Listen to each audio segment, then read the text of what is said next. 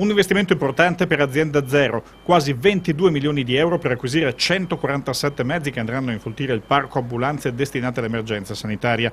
Si parla quindi anche di auto mediche o di mezzi specifici per aree urbane o zone di montagna. Fisicamente arriveranno a primavera a disposizione delle varie ULSE che nel 2019 hanno garantito risposte a oltre 1000 richieste al giorno per missioni di emergenza. E con le nuove ambulanze sono numeri passibili di miglioramento, anche se i coordinatori del SUEM raccomandano una particolare attenzione all'utenza perché con piccoli accorgimenti il servizio può essere più mirato e trattandosi di emergenza si possono salvare vite umane. Innanzitutto bisogna dare bene l'indirizzo con eventuali punti di riferimento, dopodiché noi spesso chiediamo a chi è sul posto magari di scendere in strada e fare cenno all'ambulanza che sta arrivando. A volte questo fa guadagnare tempo prezioso, soprattutto nelle zone dove magari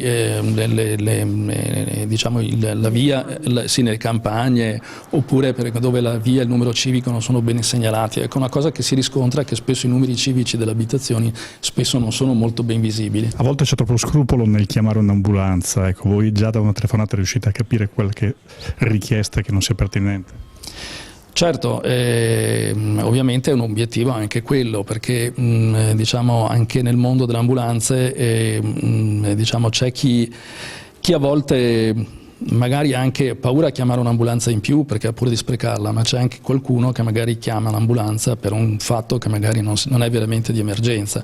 Per cui se noi vogliamo che i mezzi di soccorso siano disponibili quando veramente necessario, diciamo che appunto nei casi non necessari è opportuno andare in ospedale con mezzi propri, perché questo proprio per garantire la disponibilità del mezzo a chi poi ne ha veramente bisogno.